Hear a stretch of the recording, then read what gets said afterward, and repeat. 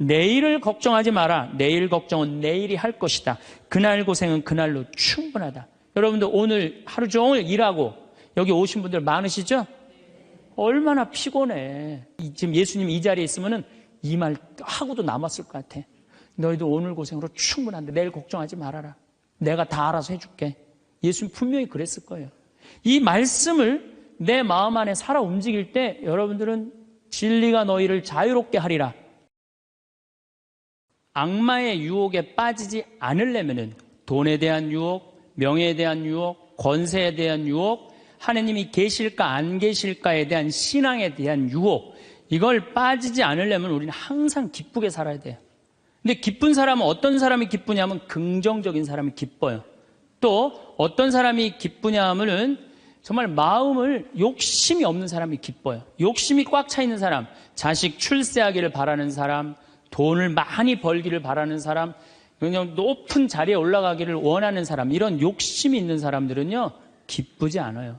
마음을 완전히 비우고 오늘 하루를 즐겁게 사는 사람. 여러분들 영어로 내가 좀 유식한 말을 영어로 선물이 뭐냐면은 프레젠트예요. 근데 오늘이라는 뜻도 영어로 프레젠트예요.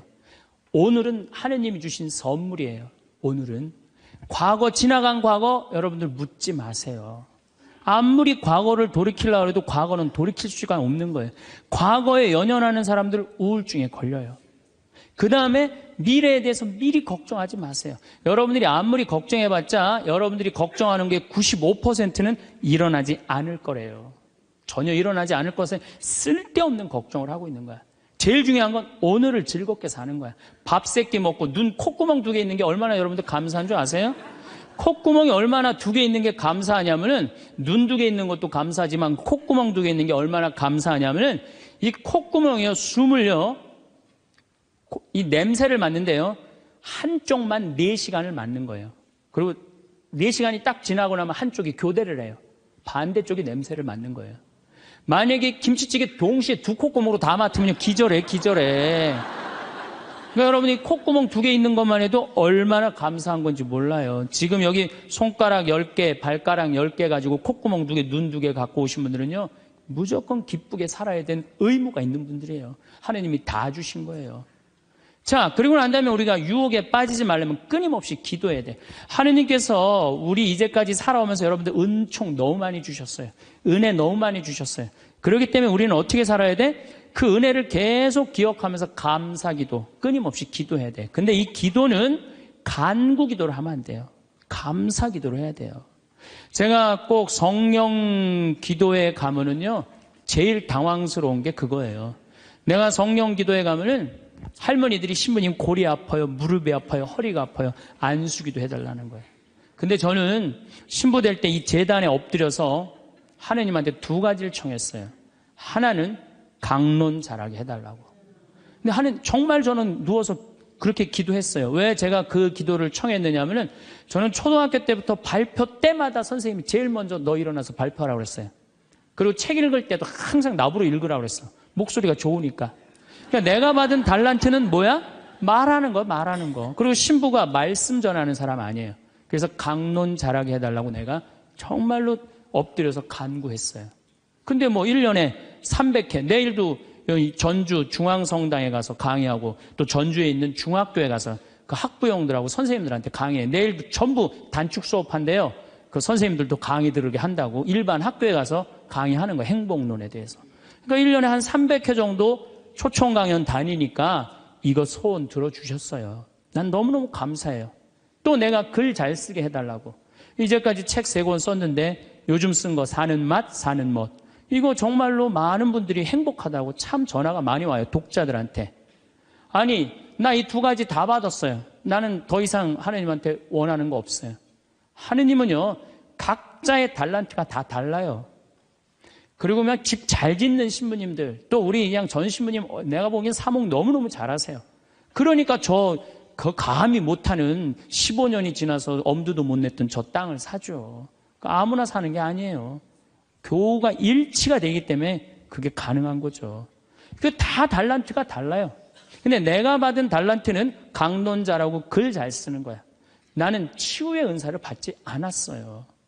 근데 그냥 갈 때마다 그냥 내가 그냥 성령 기도에 갈 때마다 그냥 그것도 70, 80 그냥 아니 70, 80 썼으면요 골 아파요 당연히요.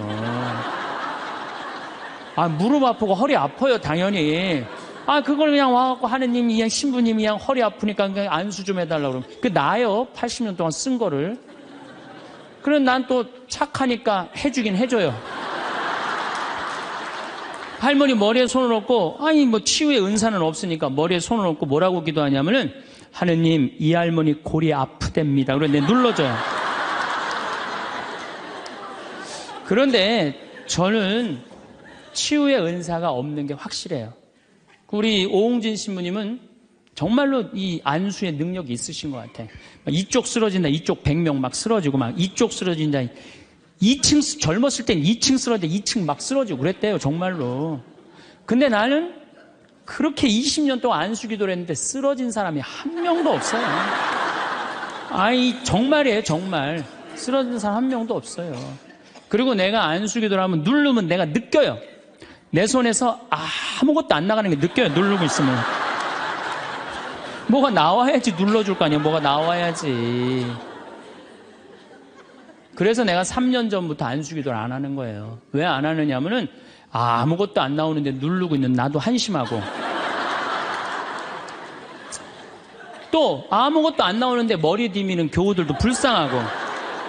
그러니까 서로 편안하자 이거예요. 내가 내일 모레 대전 대화동 성당에 강의를 가는데 신부님이 너무 고맙더라고. 아주 목소리가 나 아직 얼굴을 못 뵀는데 신부님이 그러더라고. 저녁에 강의 끝나고 이제 여기는 내가 미사를 하고 강의를 시작했지만 거기는 강의가 끝나고 미사를 봉헌한대요. 그리고 안수기도가 있대요. 근데 신부님이 너무 고맙게 날 아시는 것 같아. 안수는 당신이 하겠다고. 고맙다고 그랬어요. 어쨌든 하여튼 제가 재작년에 2009년에 미국 북동부 성령 대회가 있어요. 근데 여러분들 참 미국 교우들이 참 열심히 해요. 특히 성령 대회는요, 한국의 성령 대회하고 분위기가 틀려요. 정말로 열심히 해요. 갔는데 첫날 800명이 왔는데 교우들이 그냥 내 강의, 화가 나십니까? 라는 주제로 강의를 했는데 너무 재밌게 들었어요. 그때 그날따라 강의가 잘 되더라고요. 그때 둘째 날에는 막 사람들이 전화를 막 한 거야. 야, 한국에서 조그만 신부가 왔는데 너무 재밌다. 그래갖고 둘째 날은 1200명이 늘은 거예요. 그런데 성령대 19년 활동한 늘어난 적이 처음이라는 거예요. 그런데 점점 나는 불안한 거예요. 점점 성령대 하이라이트를 향해서 가는 거야. 성령대 하이라이트는 뭐냐면 치유의 안수의 절이야. 점점 불안한 거야 이거. 아니 내 손에서는 아무것도 안 나오는데 이제 아무 능력 없는 거 탈로가 나게 생긴 거야. 그런데 그때 같이 갔던 신부님이 청주교구 박효철 베네딕토 신부님이라고 있으세요. 전국 성령 주치도 신부님이세요. 근데 그분은 내가 뵈니까 치유의 은사가 있어요. 그러니까 나는 말씀의 은사가 있지만 그분은 치유 은사가 분명히 있는 분이야. 그래서 나한테 오지 말고 박신부님한테 가라. 그것도 나하고 본명도 같아. 베네딕토. 박신부님한테 가라. 그리고 난 도망갔어요 사실은. 그런데 그 예절을 저 강당 뒤에서 보는데요. 정말 은혜롭더라고요. 나는 죽었다 깨어나도 그렇게 못해요. 근데 그때 200명이 났어요. 정말로 내가 다음에 갔는데도 그때 치유됐다는 사람 너무 많이 만났어요. 그건 하느님의 성령 특별한 은혜가 있었던 거지. 그래갖고 이제 박 신부님 덕분에 내가 잘 마치고 이제 한국에 이제 돌아왔어요. 2010년이 됐는데 미국 북동부 성령대에서 또 전화가 왔어요. 올해 또 와달라는 거예요. 내가 화를 냈어요. 왜 자꾸 날 부르느냐. 그거 부담스럽거든요. 그거 굉장히 큰 대회니까. 아니 내 손에서 아무것도 안 나온다는데 왜 자꾸 부르느냐. 좀 이 손에서 능력 나오는 신부님들 불러라. 그랬더니 그 교우들이 위원들이 하는 말이 신부님 걱정하지 말라고. 신부님은 손에서 안 나오는 대신 입에서 나오니까 걱정하지 말라고.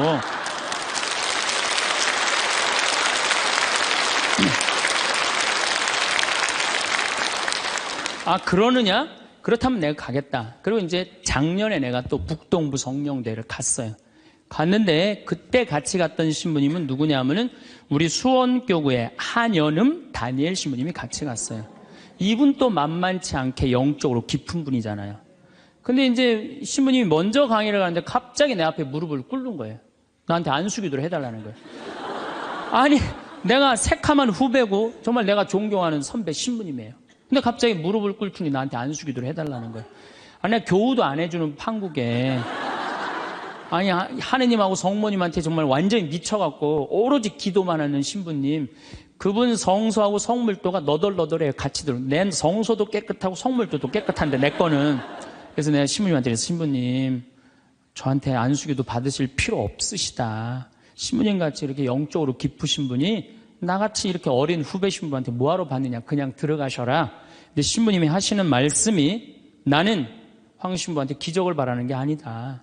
사제의 축복을 받고 싶다. 또 이거 또 어떻게 안 해줄 수가 있어? 그래서 그냥 떨리는 마음으로 신부님 머리에 손을 얹었어요. 근데 내가 깜짝 놀랐어요. 이게 내 손에서 안 나오다 보니까 신부님 머리에서 나오더라고.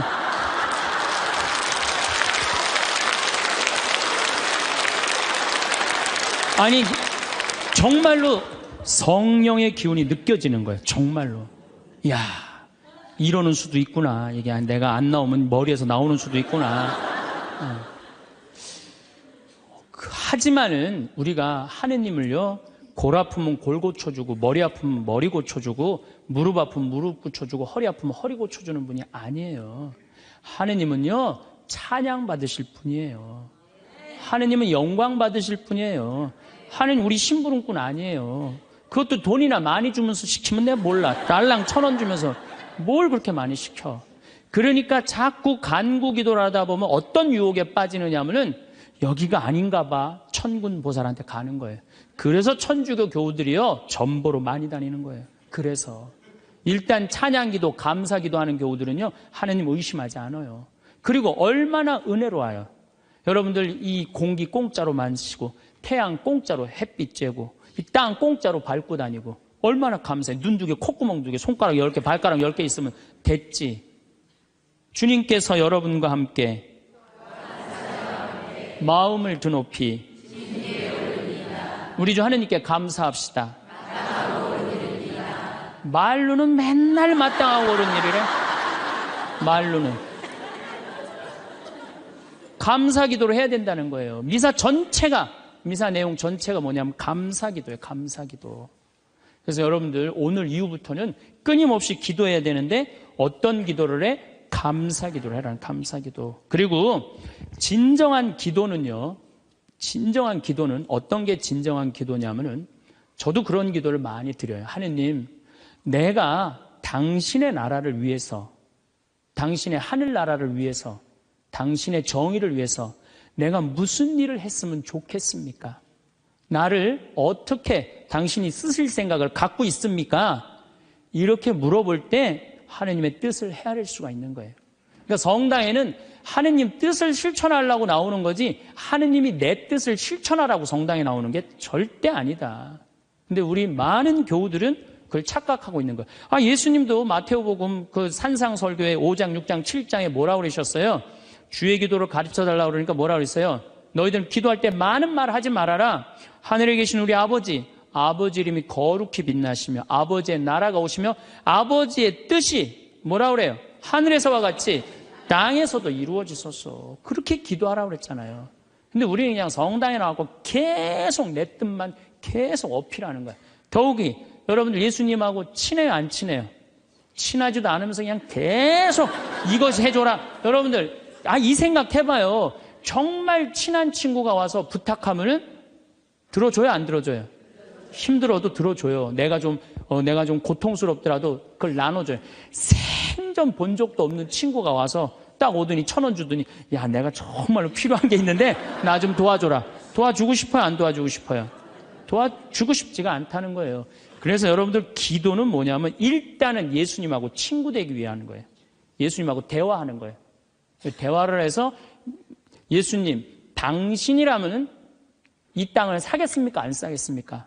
당신이라면은 지금은 무슨 요즘 그 제2금융권 막 이자 막 100%, 200%, 막 1000% 하는 사람들 있잖아요. 내가 만약에 예수님이랑 과연 그런 걸 할까? 그 사람도 얼마나 고통스러운데. 내가 예수님이라면은 내 아이를 어떻게 키울까? 내가 예수님이라면은 내 남편한테 어떻게 할까? 내가 예수님이라면 아내한테 어떻게 할까? 내 아내한테 어떻게 할까? 이걸 물어보려고 기도하는 거예요. 그래서 기도라는 것은 간구 기도가 기도가 아니야. 그래서 난 묵주기도, 구일기도 보면 딱 지향 하나 두고 그냥 기립다 기도하는데 난 정말로 마음이 아파요.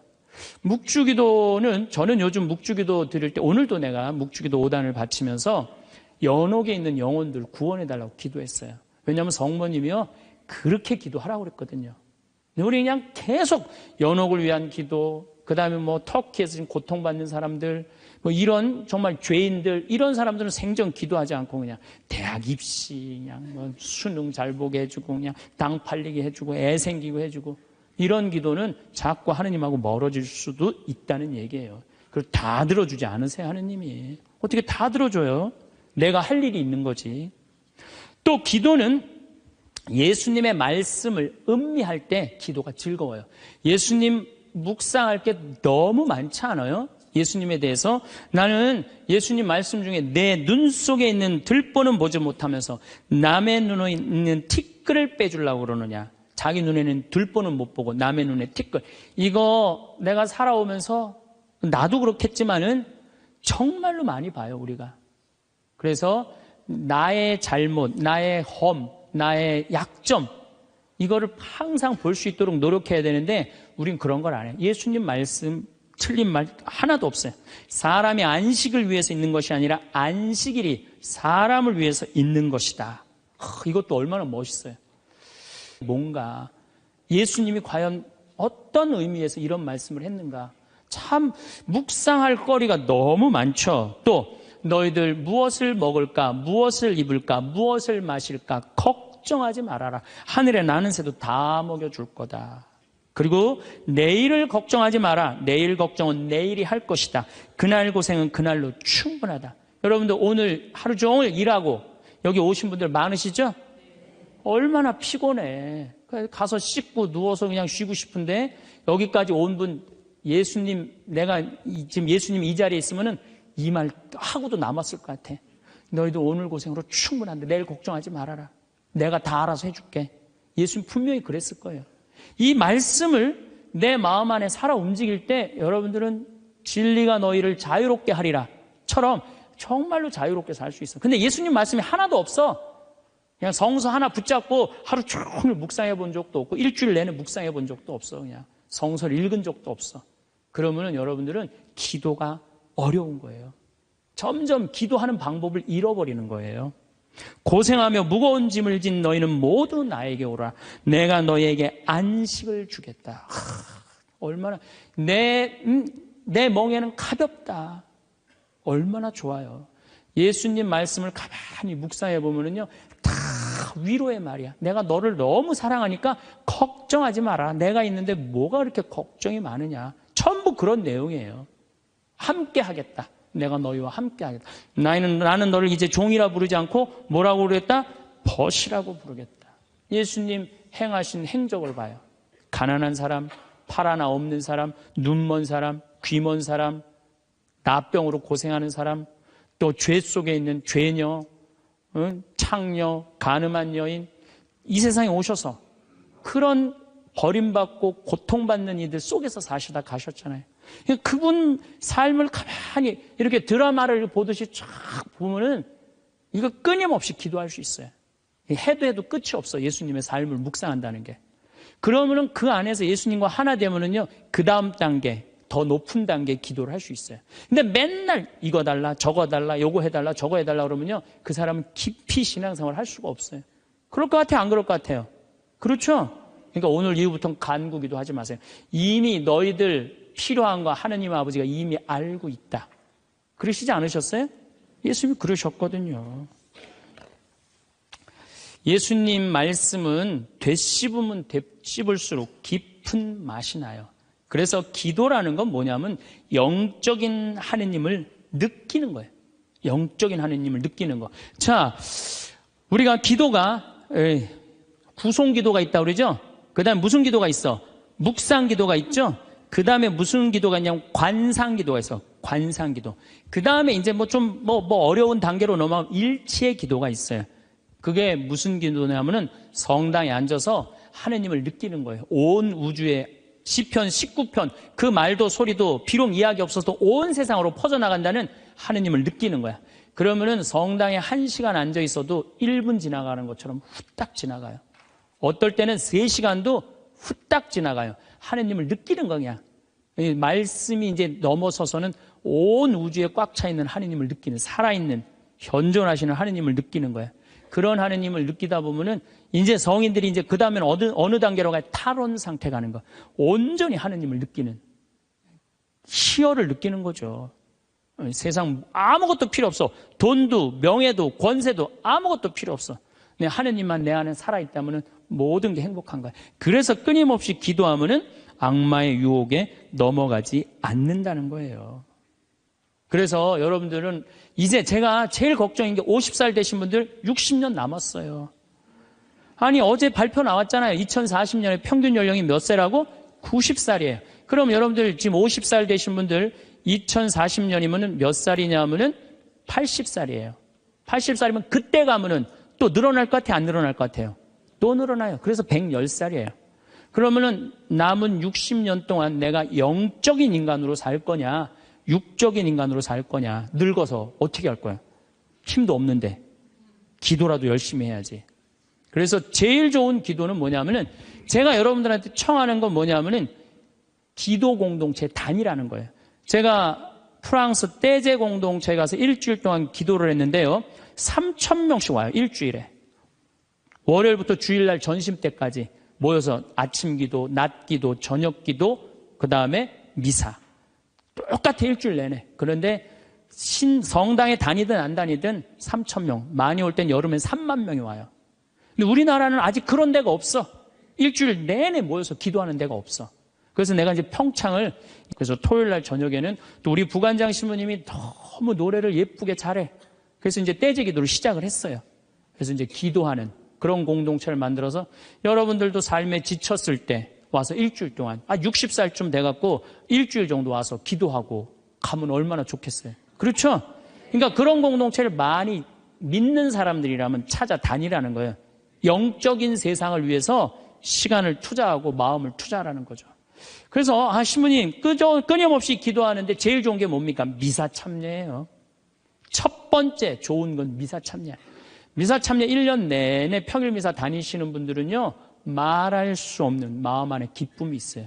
1년 내내 미사 안 빠지시는 분들 제가 말씀드리는 거 무슨 말인지 아시죠? 그 시간이 얼마나 좋아. 조용하고. 이 성당 안이 얼마나 세상하고 완전히 단절된 거 아니야. 그 시간만은. 그리고 예수님하고 하나 되는 시간이잖아요.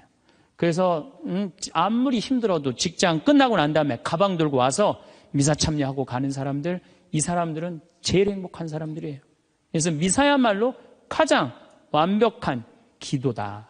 그래서 여러분들 주일 미사 말할 것도 없고 평일 미사 시간 내서 오시면요, 하느님께서 이끌어 주셔요. 그 다음에 두 번째, 끊임없이 기도하는 방법 중에 하나는 성서 읽는 거야. 제 경험에 의하면은 구약성서부터 신약성서 끝까지, 처음부터 끝까지 완전히 정독 5번만 하면은요, 이 세상 사는 길이 보여요. 하느님의 섭리가, 역사하심이 보여요. 그리고 어떻게 살아야 되는지 정말 마음에 진리가 흘러 넘쳐요. 그래서 성서를 읽어라. 성서를 정독을 해라. 성서 안에는 보물이 꽉 차 있어요. 그래서 성서를 적어도 5번 정도 정독을 해라. 5번. 자, 그 다음에 5번 정독을 했으면 그 다음에 할 일이 있어요. 기도 중에 정말 좋은 기도는 성지순례. 성지순례. 제가 지금 성지순례를 2년에 한 번씩 매년 정기적으로 가요. 그런데 예루살렘에 가보니까요, 예수님의 발자국이 느껴져요. 예루살렘에 가보니까. 그리고 갈릴레아 가보니까 물고기가 밤에 얼마나 튀는지, 예수님이 밤새 제자들이 물고기 잡는 거 보면서 참, 물고기 저쪽에서 튀는데 이쪽에서 막 한 것 같아 보니까 그냥 예수님이 그 2000년 전에 행하셨던 말씀, 그게 다 살아 움직이는 거예요. 이집트에 가갖고 출애굽 경로를 밟아서 시나이산 꼭대기, 모세가 쉽게 받으러 갔는데 올라가 보고 예루살렘에 내가 들어갈 때 이스라엘 백성이 얼마나 기뻤을까 느껴져요.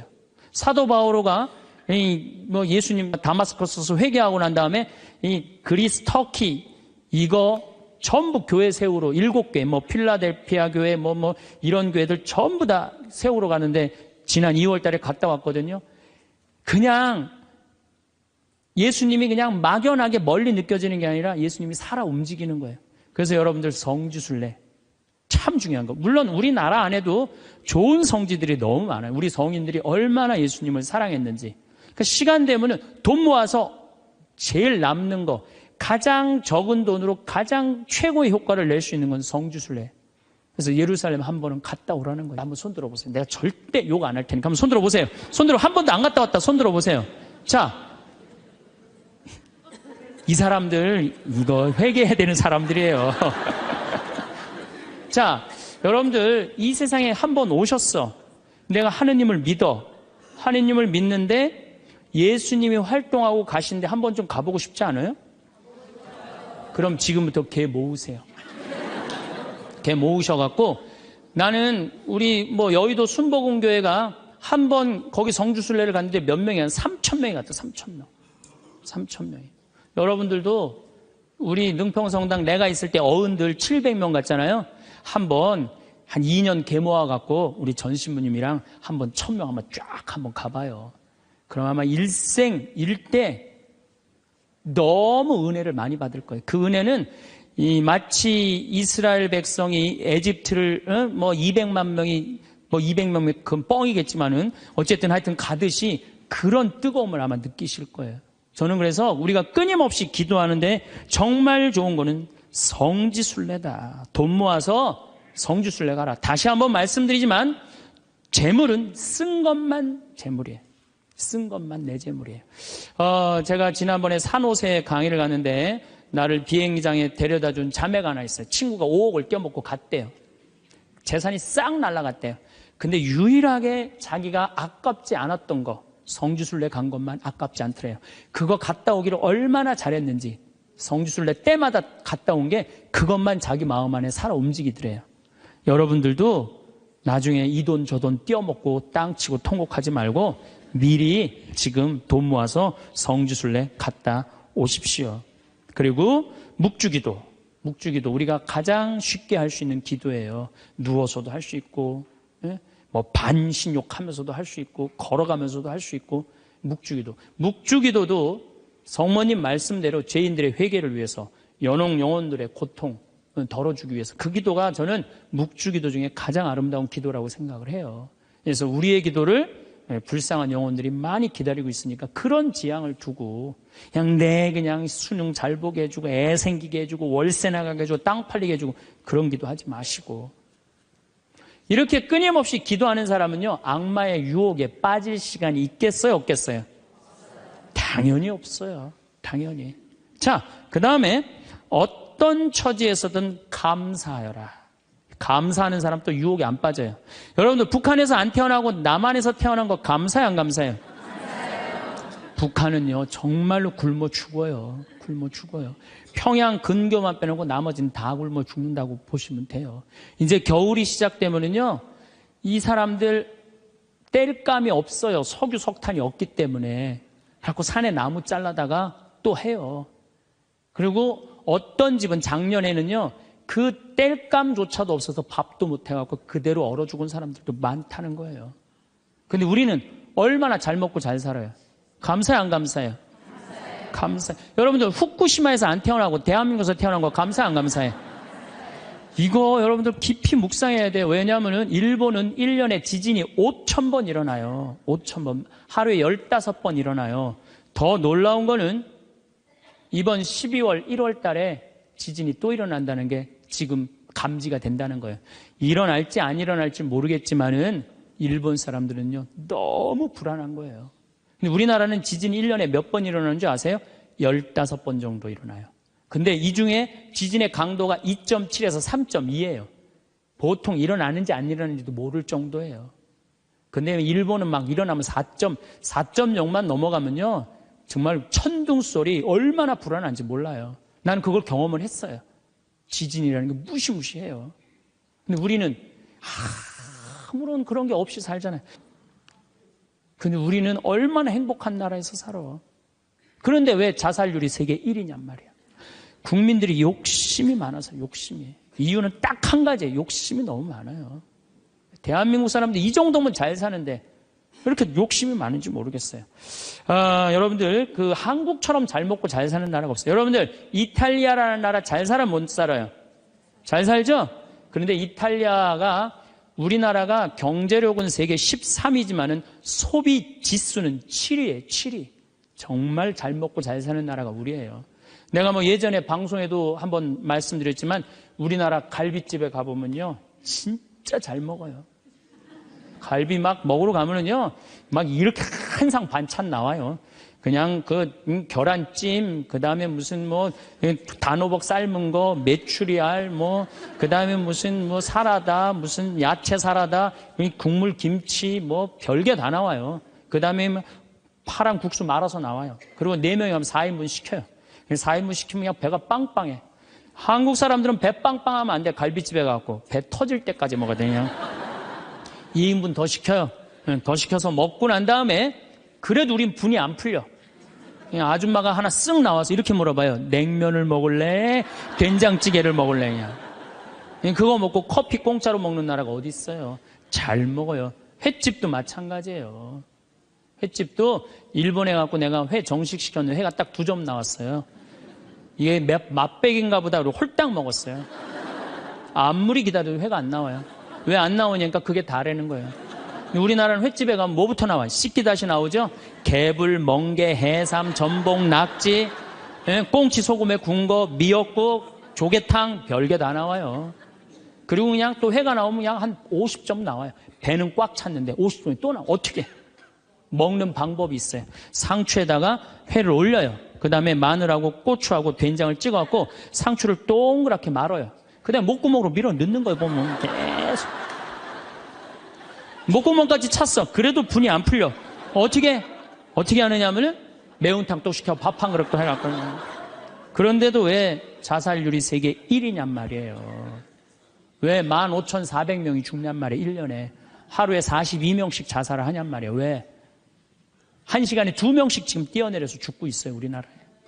욕심이 너무 많아서 그래요. 이 정도면 잘 살지 않아요? 이 정도면 잘 살지 않아요? 여러분들 우리 여기 할머니들 1959년에 우리나라가 UN 120개 국가 중에 GNP가 몇 위였느냐면 119위였어요. 1959년에. 꼴등이야, 꼴등.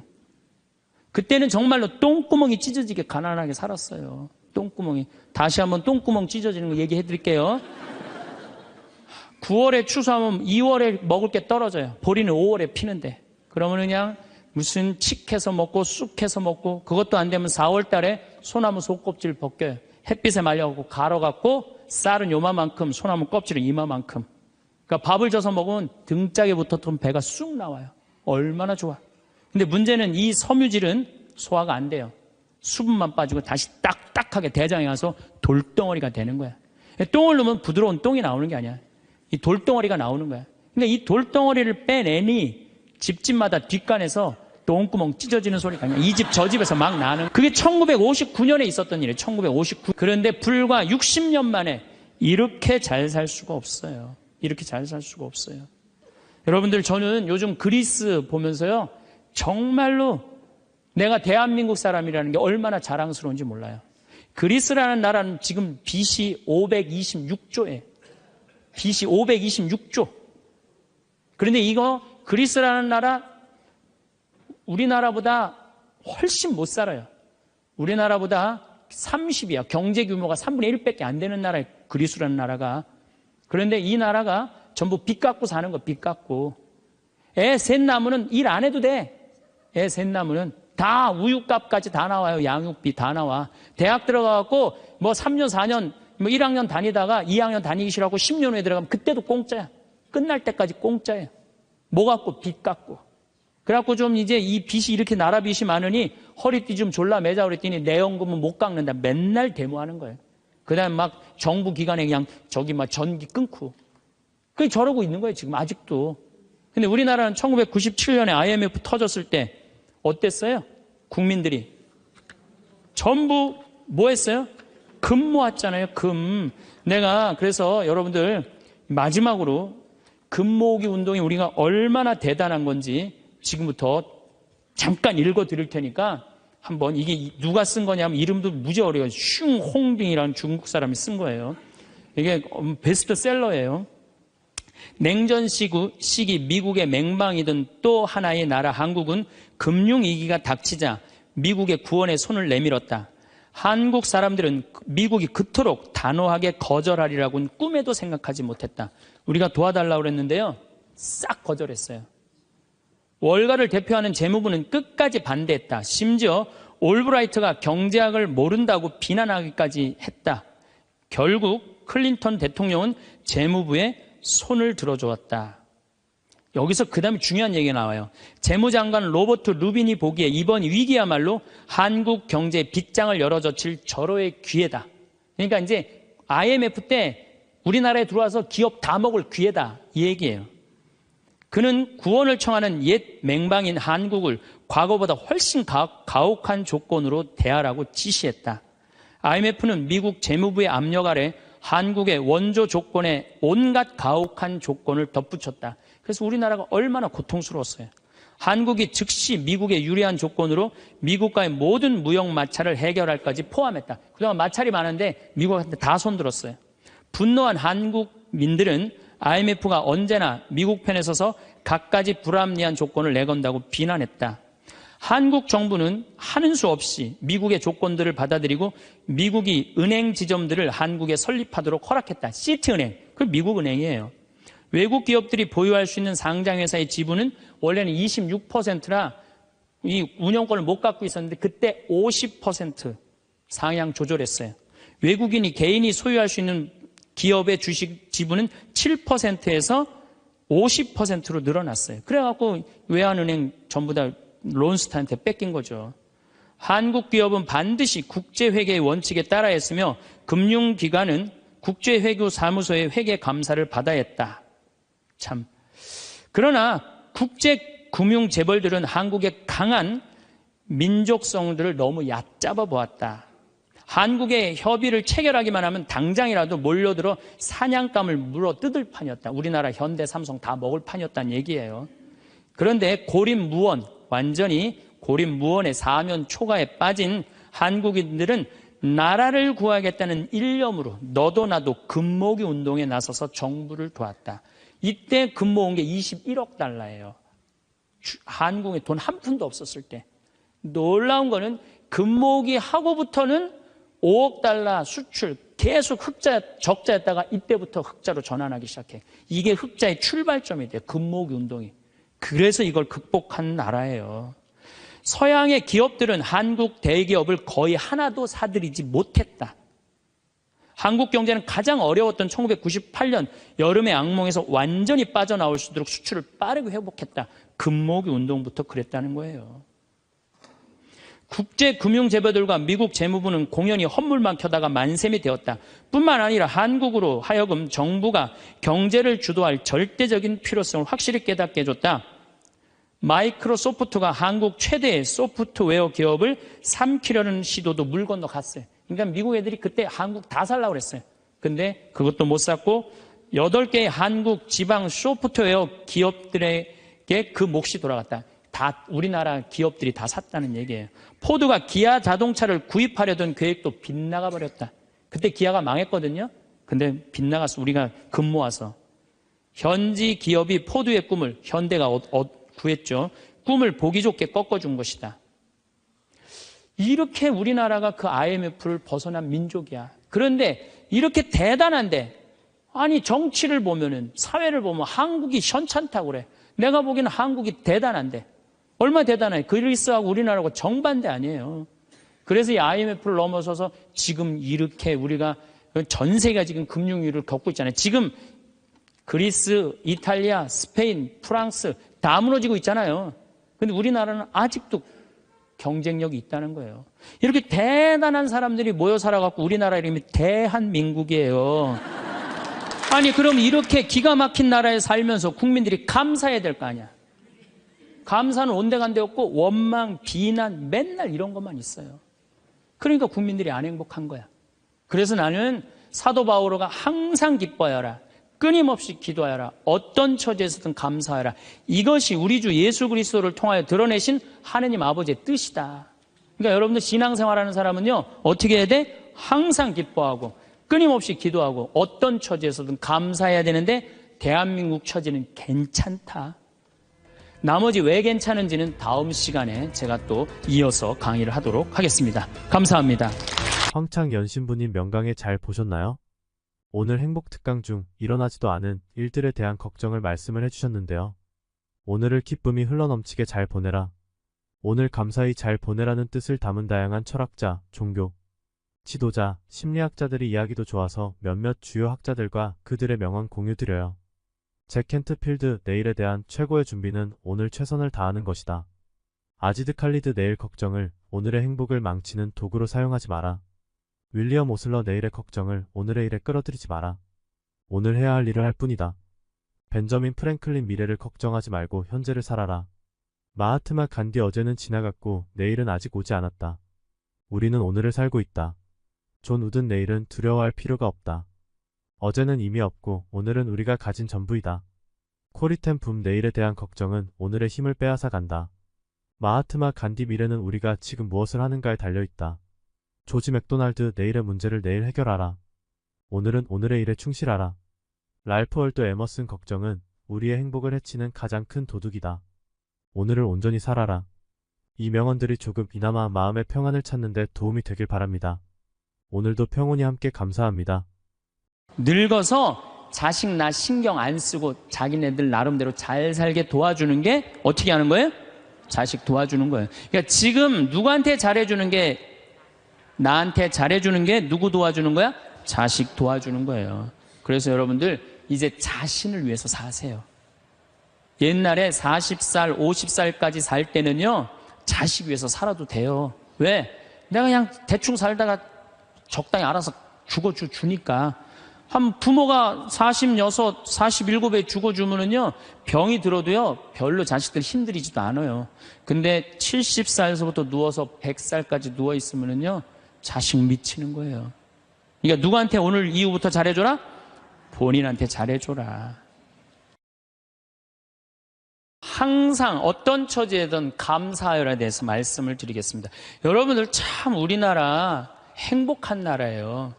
우리나라처럼 살기 좋은 나라가 없어요. 우리가 6.25 전쟁 끝났을 때 우리나라가 어느 정도로 살았느냐면 세계 가난하기로 세계 6위였어요. IT 아시죠? 지난해 지진이 일어났던 IT하고 똑같았어요. 근데 지금 50년이 지난 지금 IT는 어떻게 삽니까? 정말로 거적대기 속에서 살아요. 그런데 50년이 지난 우리나라는 지금 어떻습니까? 세계 경제 규모 13위, 소비지수 7위, 이탈리아보다도 더 잘 써요. 그리고 올해 1조 달러 경제 규모 1조 달러. 우리 어렸을 때는요 100억 달러 수출 맨날 그러고 자랐어요. 그거 배우고 자랐어요. 그런데 1000억 달러도 아니고 1조 달러. 대단한 거예요. 정말로 대단한 거예요. 전 세계에 이런 나라가 한 나라도 없는 거예요. 원조 받는 나라에서 원조 해주는 나라. 그래서 제가 이 대단한 사람들이 모여 살아갖고 우리나라 이름이 대한민국이라고 그런 거예요. 대한민국이라고. 여러분들 제가 얼마 전에 서안이라는 데를 다녀왔어요. 진시황 묘 있는데. 근데 그 진시황을 끌던 마차가요. 말이 4마리야. 4마리. 그 대단한 진시황을 끌고 가는 마차가 말이 4마리예요. 여기 정조 임금이 아버지 육릉에 갈 때 여기서 말 몇 마리 끌고 왔는지 알아요? 전체 행렬이 120마리도 채 안 됐어요. 근데 여러분들이 지금 2000cc 차를 타고 지금 여기 성당에 오셨다면 여러분은 말 몇 마리를 끌고 온 거냐면 150마리를 끌고 온 거예요. 말 150마리를 끌고 온 거예요. 우리가 얼마나 많은 걸 지금 누리고 살고 있는데 그걸 몰라요.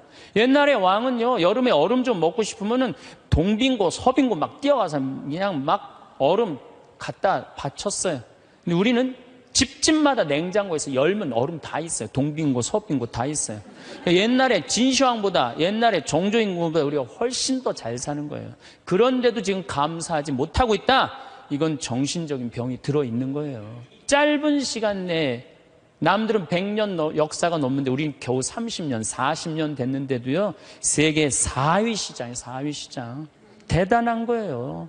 텔레비전 잘 만들어요? 못 만들어요? 잘 만들어요. 2009년 기준으로 미국 LED 텔레비전 시장 90%가 한국 텔레비예요. 유럽에서는 뭐 내가 2004년인가 5년 갔을 때 이미 우리나라 LG가 거기 1위. 참 잘 만들어요. 파나소닉이라는 일본 텔레비전 회사가요. 한 달 전에 손들었어요. 텔레비 사업을 포기했어요.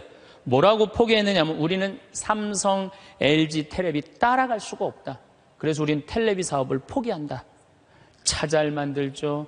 텔레비전 잘 만들죠. 배 잘 만들죠. 휴대폰 잘 만들죠. 반도체 잘 만들지. 우리가 땅이 넓어요. 그렇다고 자원이 많아요. 정말 국민들 똑똑한 거 하나로, 성실한 거 하나로 이렇게까지 올라왔으면 행복해야죠. 근데 왜 OECD 30개 국가 중에 행복 등수가 25등이냔 말이에요. 욕심이 너무 많아서 그래요. 여러분들 지금 누리고 있는 것에 대해서 감사하지 못해서 그래요. 욕심 많은 사람은 기쁘게도 못 살고 감사도 못해요. 여러분들 마음 안에 지금 욕심을 조금만 버리면요. 정말로 행복하게 살 수 있어요. 여러분들 우리나라 국부의 원천은 어디에 있다고 생각하세요? 국부의 원천은 살림에 있어요. 살림에. 전 세계에서 잘 사는 나라의 첫 번째 조건은 살림입니다. 독일이 그렇고 일본이 그렇고 미국이 그래요. 우리나라가요. 살림 녹화가 유엔에서 뭐라고 그랬냐면은 개발도상 국가 중에 살림 녹화를 성공한 나라는 대한민국 하나라고 그래요. 우리 지금 여기 할머니들 어렸을 때 산 빨겠어요, 안 빨겠어요? 빨겠죠? 근데 지금 우리나라 산 어디를 다나나 파래요, 안 파래요? 정말로 파래요. 그 다음에 뭐 옛날에 이 산림청이 원래는 농림부에 있어야 되는데 우리나라는 산림청을 내무부에 넣어버렸어요. 왜 내무부에 넣느냐면 그 갈비 긁어가면은 그 사법권 행사하려고. 세계적으로 그런 예가 하나도 없다는 거예요. 그만큼 산림 녹화의 의지가 강했던 거예요. 지금 60대, 70대 되신 우리 할머니, 할아버지들이 사방공사 다 하고 맨날 가서 식목일에 나무 심고 이래서 이 나라가 이렇게 잘 살게 된 거예요. 우리나라가 언제부터 산림 녹화가 끝나냐면 1980년에 산림 녹화가 끝나. 그때부터 경제 성장 시작한 거예요. 제대로 된 성장. 이렇게 산이 풍요로운 나라가 없어요. 그런데 국민들이 안 행복해. 그 기가 막힌 산을 보고도. 그러니까 우리가 가지고 있는 가치에 대해서 우리 스스로 모르는 거예요. 그 다음에 여러분들 한류 많이 들어봤죠? 깜짝 놀랄 일이에요. 내가 일본에 가서 드라마를 보면요. 정말로 재미없어요. 정말로 재미없어요. 근데 우리나라 드라마 보면요. 정말 재밌어요. 어쩜 그렇게 잘 만들어, 드라마를. 저기 대장금을 내가 케냐 나이로비에 갔는데 거기서 나오더라고요. 중동에서 나오는 거 말할 것도 없고. 중동에서 대장금 할 때는 시청률이 90%라 아예 가게를 열 수가 없대. 사람이 돌아다니지 가게를 열지. 그러니까 사람이 없으니까 가게 사람들도 일찍 들어와서 다 보는 거예요. 그러니까 전 국민이 다 본다는 거예요. 참 대단하지 않아요? 그래서 대한민국이라는 거예요. 문화는요. 선진국이 끌고 가는 거예요. 그렇다면 이미 우리나라는 문화 선진국이 된 거예요. 그런데 왜 자살률이 세계 1위야? 15,430명이 2009년에 죽었어요. 1시간에 2명씩 뛰어내서 죽는 거예요. 이게 국민들이요. 돈도 많이 생겼고 문화도 높은데요. 정신적인 수준이 행복감, 만족감이 떨어지는 거예요. 이제 만족하고 살아야 되거든요. 근데 우리는 아직도 무슨 병이 들어있어? 1등병이 들어있는 거야. 아직도 1등병이 들어있는 거야. 아니 나는 전교 1등은 들어봐도 전국 1등하라고 아들 때리는 건 난 그게 이해가 안 가는 거예요. 전교 1등이라는 것도 꿈도 못 꾸는데 전국 1등을 안 한다고 아들을 야구방망이로 때리고 골프채로 때리고 이게 우리의 불행이에요. 여러분들 1등 한다고 행복해요? 출세한다고 행복해요? 여러분들 요즘 텔레비전 보면요. 다 감옥 가는 사람들이요. 출세하고 돈 많고 1등 하는 사람 다 감옥 가요. 그렇지 않아요? 여러분들은 감옥 가고 싶어도 보내주지도 않아요. 여러분 감옥 가고 싶어 보내주지도 않아. 출세한 사람들이 고통을 겪는 거예요. 제일 행복한 사람은요. 1 더하기 1은 2다. 하루하루를 성실하게 사는 사람은 나쁜 짓 안 하고 도둑질 안 하고 사기 안 치고 그리고 성실하게 사는 사람이 매일 일 끝나고 성당에 와서 평일 미사 하고 저녁에 갖고 성서 읽고 그리고 주무시는 분들이 제일 행복한 분들이에요. 5,000년 역사상 지금처럼 대한민국이 국부가 정말로 탄탄한 적은 없었어요. 요즘 제가 너무너무 대한민국에 대해서 전 자랑스러워요. 뭐 강의 외국을 나가면서 또 뭐 여기저기 여행 다니면서 환경 문제 때문에 좀 다니면서 내 나라가 너무너무 나는 우리 수원교구의 그 수원교구 대리구장 신부님이라고 있어요. 최재용 신부님이 정말 기가 막힌 말씀을 하시더라고요. 어떤 말씀을 하시냐면은 우리 이제 신부들이 이제 서품식 때 막 신부들이 한 30명 나오니까 막 서품 시간이 2시간, 3시간 막 길어지니까 신부들이 짜증을 부리니까 신부님이 이런 말씀을 하시더라고요. 나는 말이야, 이 고속도로에 차가 막혀 있으면 가슴이 막 너무 터질 듯한 기쁘대요. 터질 듯하게. 무슨 소리냐 그랬더니 자기 어렸을 땐 차 구경하기 하루에 한 대도 구경 못 했다는 거예요. 한 대도 구경 못 했는데 지금은 그 차가 너무 많아갖고 이게 그냥 꽉 차 있으면요, 내 나라가 이렇게 잘 살게 됐구나. 터질 듯 하다는 거예요. 그러면서 신부님 말씀이 서품식 옛날에 신부 하나 둘 나오는데 지금 30명씩 나오는데 그 줄 서서 가는 거 보면 가슴이 터질 듯 하다는 거예요. 그 터질 듯한 거랑 우리나라 자동차 터질 듯한 거랑 똑같다는 거예요. 아, 그 말씀 들어보니까요, 정말로 맞는 말씀이에요. 이렇게 정말로 행복한 나라에서 국민들이 왜 감사하지 못하느냐고요. 하나 아쉬운 게 있다면은 우리나라가 다 잘 나가요. 근데 제가 환경운동하는 신부로서 제일 걱정되는 건 뭐냐면 식량이에요, 식량. 뭐 FTA가 어떻게 되는지 난 잘 모르겠어요. 그렇지만은 역사적으로 대왕 칭호를 듣는 사람들은요, 국민들 배 안 굶겨요. 식량 자급률 높여요. 세종대왕이 그랬어요. 세종대왕이 뭐라 그러냐면 백성은 밥을 하늘로 삼고 나라는 백성을 하늘로 삼는다고 그랬어요. 먹는 게 굉장히 중요합니다. 먹는 걸 무시하는 임금은요, 성군이 될 수가 없어요. 그래갖고 이 세종대왕이 뭘 했느냐면은 추구기. 이거 다 농사 때문에 한 거예요. 해시계. 이것도 다 농사 때문에 한 거예요. 27%의 백성이 굶어 죽었어요. 세종대왕 때. 근데 세종대왕 때 그거를 해결을 한 거예요. 정조 임금은 수원 소호에다가 인공 호수를 만들었어요. 그래갖고 제발 우리 백성들을 안 굶긴다고 어떻게? 안 굶긴다고 뭐를 했느냐면은 거기 연구소를 했어요. 그래서 여러분들 농촌진흥청이 왜 지금 수원 소호에 가 있는 줄 알아요? 그 세종대왕의 전통을 이어받는다고. 근데 지금 우리나라가 식량 자급률이 27%밖에 안 돼요.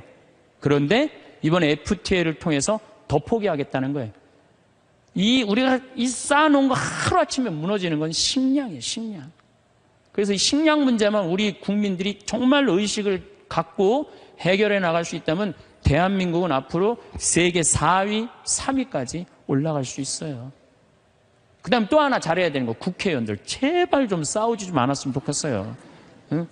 이 예산안 처리를 한 번도 제때 처리한 적이 없어. 올해도 그냥 넘어가고 있어요. 국민들은 너무 잘하는데, 국민들은 너무 대단한데, 우리 국회는 세계 5대 최대 최악의 국회라고 선정이 됐으니 이게 참 안타까운 거죠. 내가 여의도 와서 강의해서 하는 소리에 저기다 대고 지금. 예. 그래서 우리는 정말로 이제 감사하면서 살아야 된다. 예, 감사하는 사람은요, 행복할 수 있어요. 그렇다면은 우리가 이제 어떻게 하면 행복하게 살 수 있느냐? 그걸 말씀을 드리겠습니다. 우리가 성모님한테 은총이 가득하신 마리아여, 그러죠? 여러분, 은총이 가득한 게 뭐죠? 내가 성당을 한 10년을 졌는데, 성당을 짓는다고 저녁에 삽자루를 쥐고 계속 삽질을 하고 있는데 기운이 안 나. 근데 형제 하나가 와갖고 딱 넥타이를 부르고 삽을 딱 잡으면요, 내가 기분이 너무 좋아요. 그 형제는 무슨 형제예요? 은총이 가득한 형제. 근데 우리는 성모님한테 은총이 가득한 마리아라고 그래. 성모님은 왜 은총이 가득하냐? 천사가 나타나갖고 마리아, 아이를 가질 것이다. 성모님의 첫째 반응은 그 말뜻이 무슨 말뜻일까? 곰곰이 생각해요. 은총 가득할 수 있는 사람은 첫 번째 조건은 곰곰이 생각하는 거. 내 인생이 어떻게 될까? 내가 처녀인데 아이를 가지면은 내가 이 아이랑 같이 돌에 맞아 죽지는 않을까? 요셉 남편한테는 어떻게 해야 되나? 곰곰이 생각을 했어요. 자기 인생에 대해서. 여러분들은 이제 여기 지금 60살 되신 분들은 100살까지 살 것이고 50살 되신 분들은 110살까지 살 것이고 40살 되신 분들은 120살까지 살 거야. 그럼 나는 이제 자식 다 키우고 60살서부터 120살까지 뭐하고 살 거냐? 곰곰이 생각해야 돼. 만약에 곰곰이 생각 안 하는 사람은 은총 가득하게 살 수가 없어요. 저는 신학생 때 이런 생각을 했어요. 우리가 지금 성당 건물 짓는 것만 중요한 게 아니다. 앞으로 주 5일제가 되면은 교우들은 바깥으로 나간다. 2만 달러가 넘으면 거의 선진국이 예를 들어보면 전부 주일미사 안 하고 다 놀러 나간다. 그렇다면 이제는 교회는 도시에다가 건물을 짓는 게 중요한 게 아니고 자연 안에다가 교우들이 와서 기도하고 쉴 수 있는 데를 만들어야 된다. 나 그 신학생 때 곰곰이 생각했어요. 그 신부 되자마자 내가 땅 보러 다녔어요. 돈 한 푼도 없는데도 30억짜리, 40억짜리 막 땅 보러 다녔어요. 근데 마침 교구에서 땅이 있고 선배 우리 김창린 신부님이 도와주셔서 내가 32살 때부터 필리포 생태마을을 꾸미기 시작했어요. 내 사제생활 20년 동안을 거의 그걸 다 한 거예요. 그랬더니 우리 주교님께서 황 신부 그 평창도 중요하지만 여주에 땅이 15만 평이 있으니 그걸 개발해봐라. 그래서 내가 지금 그거 개발 전담 신부예요. 그런데 평창은 15,000평인데 여주는 15만 평에. 내가 이제 그거를 이제 꾸미려고 그러면은 내가 또 한 20년은 또 그냥 흘러가겠어요. 너무너무 바쁘게. 나는 20년 동안 할 일이 있어요. 나는 늙어도 걱정 없어요. 할 일이 있으니까. 그랬더니 주교님이 또 한 번은 부르시더니 용인에 대대리에 5만 평이 있으니 그것도 개발하라는 거예요. 나는 80살까지 할 일이 있는 거야, 나는. 얼마나 좋아요. 할 일이 있으니까. 근데 저는 제가 하고 싶은 건 아프리카의 생태마을 꾸미는 거예요. 그래갖고 지금 말라이 김청자 선생 가 있는데 우리 한상호 신부님, 우리 또 수원교구 신부들 가 있는데 내가 관심 많아요. 그래서 나름대로 지금 준비를 하고 있어요. 그래서 내가 아프리카의 생태마을 꾸미려고 생각을 해보면은 100살까지 할 일이 있는 것 같아. 100살까지. 그리고 이제 대한민국을 나는 전체로 생태마을을 꾸미고 싶은 게 꿈이에요. 그래서 우리나라에 한 40개 생태마을을 꾸미고 싶어요. 그럼 난 120살까지 할 일이 있는 거야. 늙어서 할 일이 기다리고 있다. 이거 행복한 거예요. 여러분들 만약에 내가 60살에서부터 120살까지 아무것도 할 일이 없다. 그건 사는 게 저주예요. 오래 사는 게 저주예요. 여러분들 오늘 이후에 계획을 한번 짜보세요. 나는 60살에 뭘 할 거고 70살에 뭘 할 거고 80살에 뭘 할 거고 90살에 뭘 할 거고 100살에 뭐 할 거다. 신부님 언제 살지도 모르는데 그 사람처럼 바보가 없어요. 죽을 때 죽더라도 계획은 가져야죠. 계획이 이씨 살다가 죽는 사람이랑 계획 없이 그냥 대책 없이 100살까지 사는 사람이랑은 삶의 질이 틀린 거예요. 그래서 여러분들 이제 행복하게 살려면은 그런 생각을 곰곰이 해라. 두 번째, 내가 행복하려면 뭐 해야 되냐면 운동해야 돼. 아프면 안 돼요. 100살까지 살면서요, 이제는 죽지도 못해요.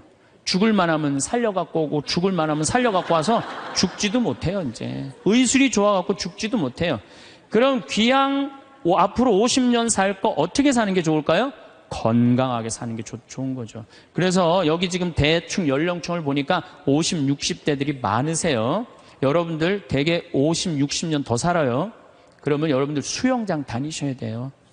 수영장 가갖고 뭐 자유형 버터플라이 이런 거 하라는 거 아니에요.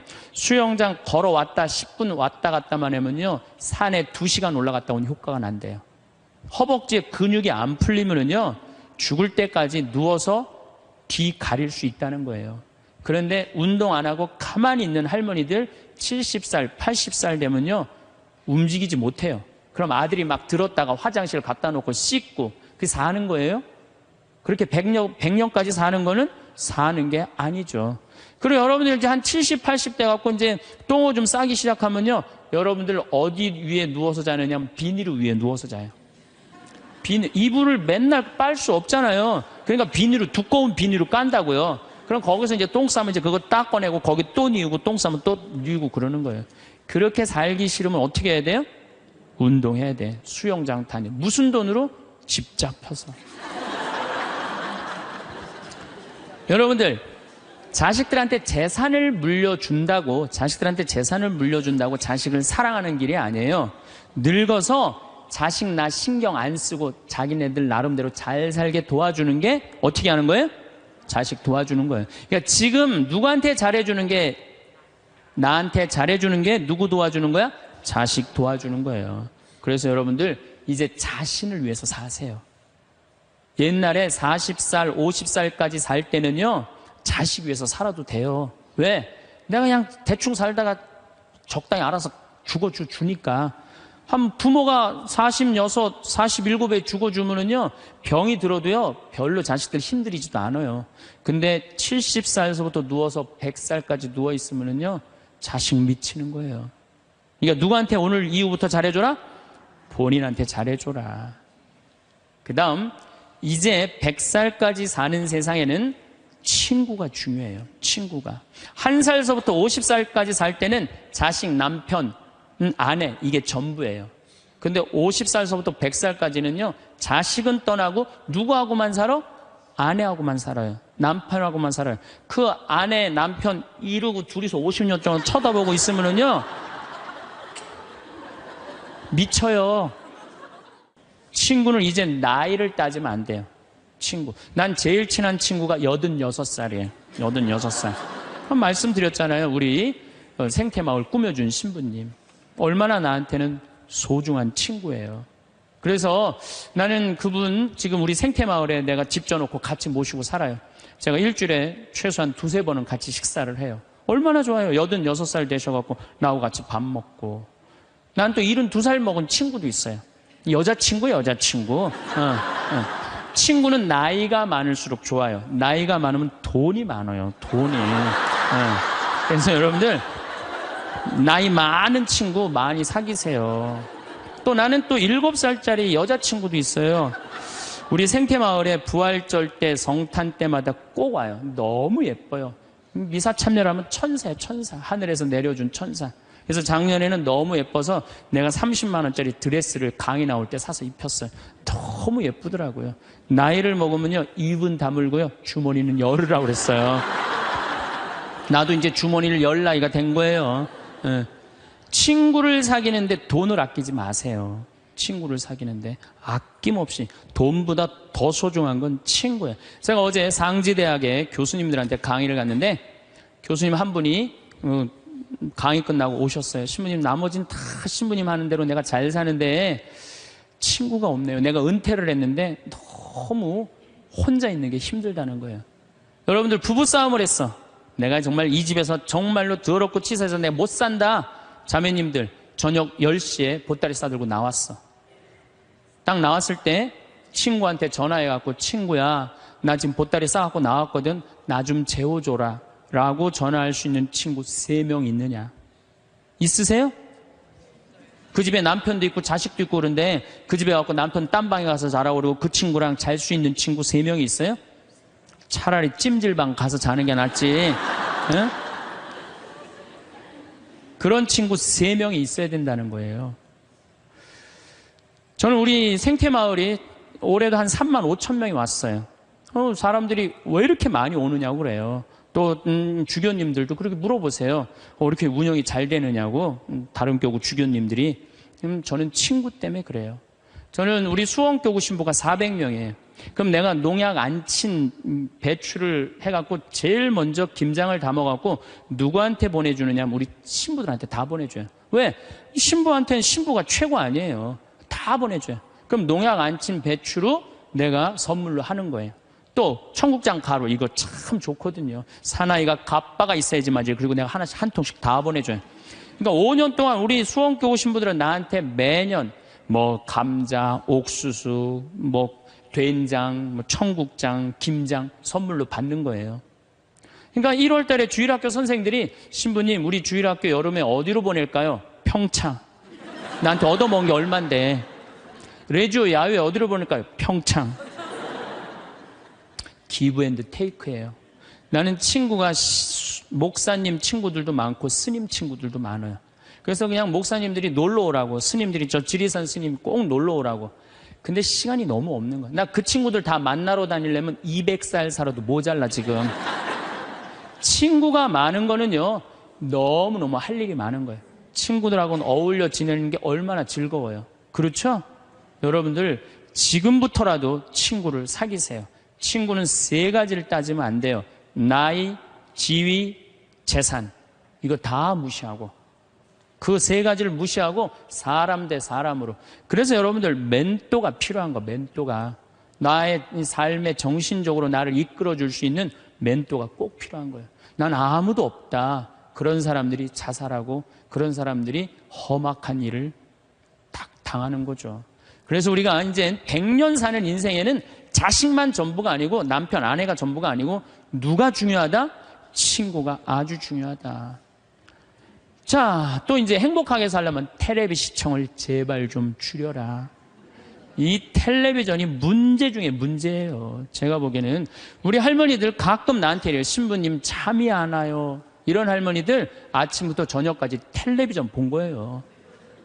텔레비전을 보면 몸의 95%를 쓰지 않는데요. 텔레비전 볼 때 움직이지 않고 가만히 보는 거 아니야. 계속. 그러니까 저녁에 잠 자려고 그러는데 뭘 움직였어요. 피곤해야지 잠이 올 거 아니야. 그냥 잠이 안 오는 거예요. 아침에 일어나고 수영장 가고 성당에 노인대학 가고 산에 올라갔다 오고 그리고 뭐 탁구 치러 거기 노인정에 가고 탁구 치고 하루 종일 뛰어다니면요. 밤에 자지 말라고 그래도 기절해서 자요. 아니 텔레비전 내용 뻔하지 않아요? 가난한 집 아들이 애인이 있는데 출세하고 싶어서 애인하고 배신하고 부잣집 딸한테 그냥 장갈 가버린 거야. 그랬더니 여자가 난 이제 살고 싶지 않다 이렇게 배신당하고 여기 한강에 뛰어내려서 죽었어. 근데 길 가던 어떤 남자가 그걸 보고 뛰어내려서 구한 거예요. 물속에 들어갔고 구했는데 어메 이놈이 또 갑부집 아들이 구했네. 근데 또 라이벌 회사의 아들이야 보니까 그래갖고 그냥 원수 갚는다는 얘기. 이번엔 또 내 애인 줄 알고 열심히 키웠는데 어메 이거 알고 보니 바뀌었네 이게 애가. 아니 이런 걸 뭘 맨날 보세요. 뭘 맨날 보세요. 여러분들 제가 지난 시간에도 말씀드렸지만 인간이요 80년 사는 동안 잠자는데 26년을 쓴대요. 그리고 일하는데 21년을 쓴대요. 텔레비전 보는데 10년을 쓴다는 거예요. 10년을. 그리고 밥 먹는데 6년을 쓰고 사람 기다리는데 6년을 쓴다는 거예요. 우리가 그만큼 텔레비전을 많이 보면은요 설거지가 쌓인대요. 텔레비전을 많이 보면 눈에 피가 쌓인대요. 농민들한테는. 텔레비전은 내가 할 수 있는 일을 자꾸 뒤로 미루게 만들어요. 그리고 사람을 자꾸 게을르게 만들고 질서를 무너뜨리게 만드는 거예요. 텔레비전을 보려고 해도 사건 중심의 드라마를 보라는 거예요. 사건 중심의. 맨날 애정 그런 거 보시지 마시고. 요즘 저는 지금 못 봤는데 지금 2번을 봤어요. 뿌리 깊은 나무라고 세종대왕이 한글 반포하는 과정 너무 훌륭한 프로그램이에요. 난 뭐 그 회사에서 돈 받은 것도 없지만은 너무 훌륭한 프로그램이에요. 2번을 봤는데 글이 얼마나 중요한지 정말로 잘 표현했더라고요. 그런 걸 보시라는 거예요. 내셔널 지오그래픽, 히스토리 채널, 평화방송 뭐 이런 거 보라는 거예요. 제 얘기는. 괜히 그냥 남편이 그냥 물에 빠져 죽였는데 그냥 또 살아나갖고 점 찍고 나타나갖고 그냥 뭐 이런 거 보시지 마시고.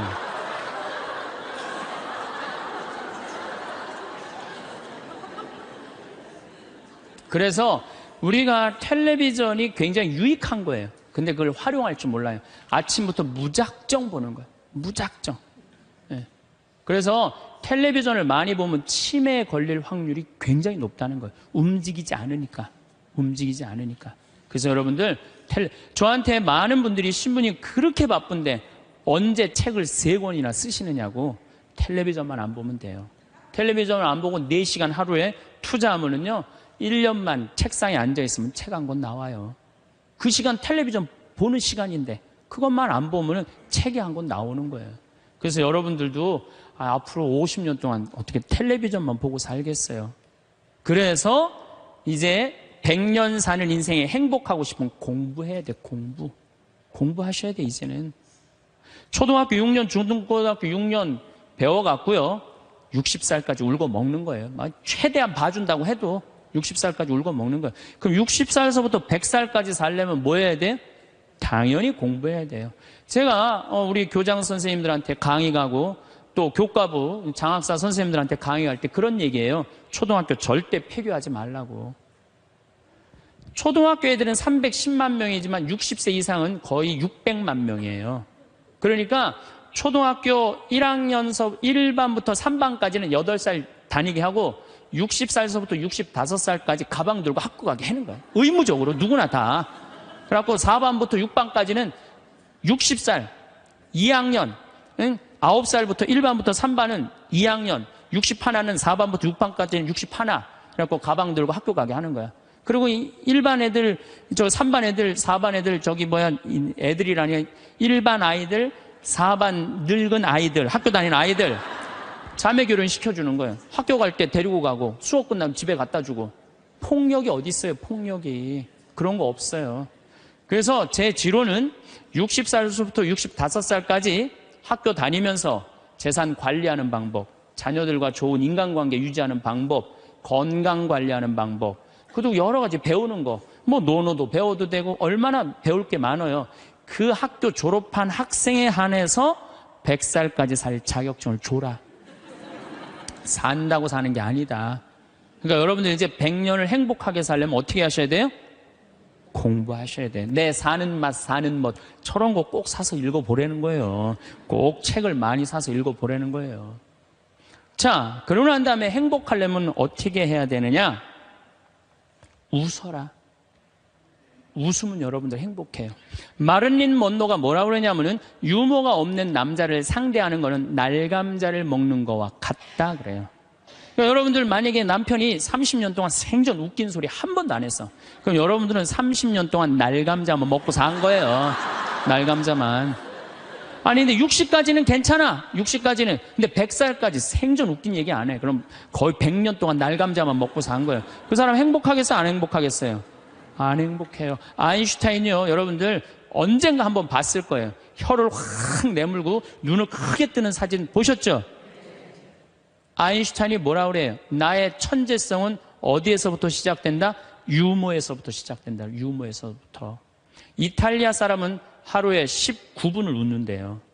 독일 사람은 7분을 웃고 한국 사람은 하루에 1분 웃는다는 거예요. 1분 웃는. 그러니까 한국 사람들이 그래서 행복지수가 떨어지는 거예요. 안 웃어서 행복지수가 떨어지는 거예요. 여러분들 웃는 게 얼마나 좋으냐면요. 이 웃는 여자들을 보면은요, 이뻐요. 웃는 여자들을 보면 예뻐. 왜 이쁜 줄 아세요? 막 웃으면 장운동이 막 돼. 장운동이 되면 막 소화도 잘 되고 피부가 예뻐. 그럼 피부가 예쁘면 사람들이 예쁘다 그러면 또 웃어. 막 웃어. 그럼 또 장운동이 또 돼. 장운동이 되면 또 40이 됐는데 얼굴이 예쁘다 그러면 또 막 웃어. 그럼 또 장운동이 돼. 계속 그 사람이 이쁜 거예요. 계속. 그러니까 이쁜 여자는 이쁠 수밖에 없어요. 왜? 웃어서. 그런데 안 웃는 여자는요, 딱 안 웃어. 그럼 사람들이 말도 안 걸어. 맨날 인상 써. 그러니까 장운동이 안 돼. 소화가 안 되는 거야. 소화가 안 되니까 또 인상을 써. 그러니까 주위에서 인상 쓰니까 피해. 그러니까 피하니까 저거에 날 또 피해야지. 그리고 또 인상을 써. 근데 장운동이 또 안 돼. 장운동이 안 되니까 또 인상을 쓰고. 그러니까 계속 인상을 쓰는 거야. 그럼 50살쯤 되면 안 웃은 사람은요, 얼굴에 굵은 주름만 있는 거야. 굵은 주름만. 그래갖고 그냥 얼굴을 보면은요, 이마에 막 칼자국 쫙 나 있고 막 이런데 칼자국 나 있는 거야, 그냥. 그러니까 안 웃는 사람은요, 결국은 웃는 사람이 나타나면 주위에 1m 사람들이 확 모여요. 근데 안 웃는 사람이 딱 나타나면 갑자기 5m 뒤로 사람이 다 물러나요. 그 사람 주위로. 그러니까 나는 매력적인 사람이 되고 싶다. 그럼 웃으면 돼요. 여러분들, 사람은 520개의 근육이 있는데 마라톤을 할 땐 15개가 움직이는데 웃을 땐 230개가 움직인대요. 그러니까 그렇게 좋은 거예요. 여러분들 웃을 때요, 웃는 여자들, 웃는 남자들은 목 디스크도 안 걸려요. 왜 안 걸리는 줄 아세요? 웃으면서 계속 이러는데 목 디스크가 걸리겠어요? 어떤 사람들이 목 디스크 그냥 이러고 인상 쓰고 있는 사람, 이런 사람이 목 디스크 걸리는 거예요. 네. 웃는 게 정말로 중요한 거예요. 그래서 좀 유머를 좀 해라. 내가 전 시간에 유머 그거 하나 했죠. 예, 재미난 거 하나 했죠. 기억 안 나세요? 지금 또 재미난 유머 하나 할게요. 2개 할게요. 2개. 이 토끼의 집념이라는 유머예요. 이제까지는 강의고 지금은 유머예요. 토끼가 하루는 약국에 딱 들러가고, 아저씨 당근 있어요? 딱 그랬어요. 그때 약사가 토끼가 약국에서 당근을 찾으니까 기분이 나쁘단 말이에요. 약국엔 당근 없다. 딱 그랬어요. 알았어요. 그리고 갔어요. 다음날 또 토끼가 또 왔어요. 아저씨 당근 있어요? 이놈 새끼 약국이 당근 없다는데 왜 자꾸 찾아오느냐고. 알았어요. 그리고 또 갔어요. 다음날 토끼가 또 왔어요. 아저씨 당근 있어요? 너 한 번만 더 약국에 와서 당근 찾으면 가위로 잘라버린다. 네 귀. 딱 그랬어요. 알았어요. 그리고 갔어요. 다음날 토끼가 또 왔어요. 아저씨 가위 있어요? 그러니까 약국에 무슨 가위가 있느냐? 그러니까 이 토끼 하는 말이 아저씨 그럼 당근 있어요? 그러더래요.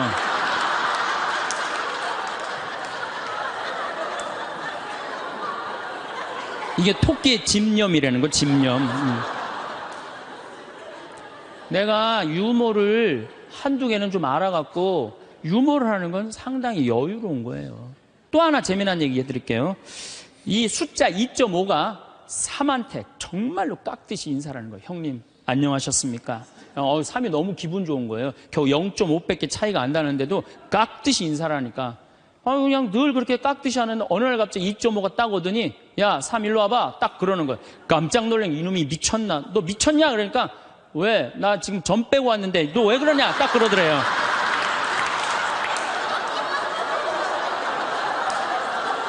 재밌어요?